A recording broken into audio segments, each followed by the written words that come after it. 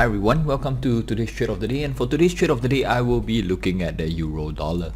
Right, I just want to focus on this area, and we see a market made a high, made a low, made a lower high, made a lower low. We can expect market to make a lower low and then push down, make a lower high and then push down to make a lower low. So this is what we have on the daily. Let's quickly go down to the 4 hours.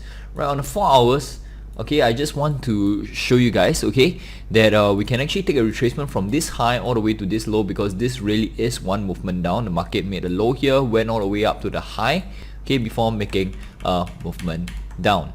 Alright, so let's just draw a trend line, a descending trend line starting from this area. Try to tap as many candles as possible without cutting the candle bodies.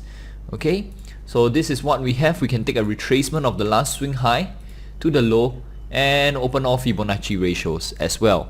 Alright, what we will be getting is actually looking at around the 76.4 area. Price is currently testing the 61.8, so I want to look at the 76.4 area. Okay, so 76.4. Alright, this is the area they want to look at. We have a graphical overlap resistance here, strong support turn resistance, in close, easier to see, right, somewhere over here. Okay, so this can very well be our entry, alright, our 4-hour entry, alright, at this area here. Alright, so I just want to quickly also go down to the 1 hour. Just want to show you guys something. Let me tidy this up. Okay, on the 1 hour, very interesting concept. Alright, for those of you who practice Elliott wave, right, you actually have wave 1, 2, 3, 4 and wave 5 target over here. Okay, so let me just tidy this up.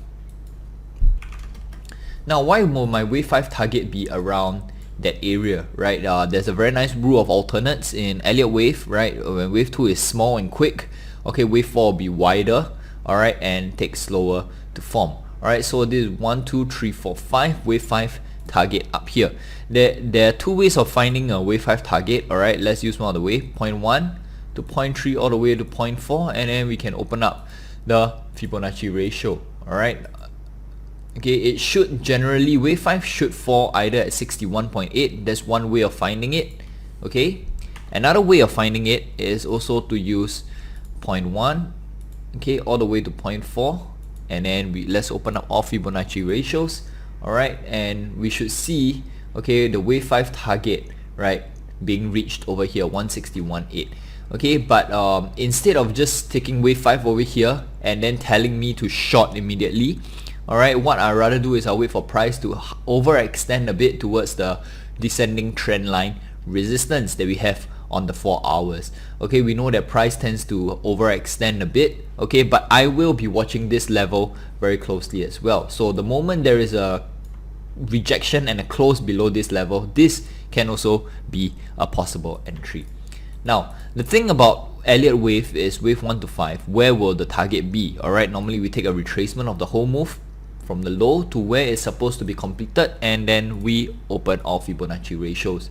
Now, of course, wave 5 will normally retrace ABC, the corrective wave ABC will normally come back to 61.8, but I would prefer to have the 50%, which is a key graphical support, alright, as the next swing low. Okay, so I'm just going to highlight the 50% as the take profit level. Alright, because this is a graphical support and it is also a swing low.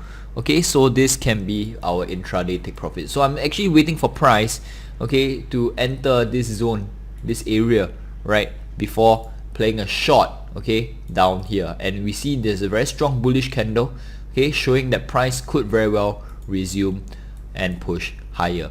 Now, where will my stop loss be? Okay, my stop loss will very well just be outside of this zone, outside of market structure.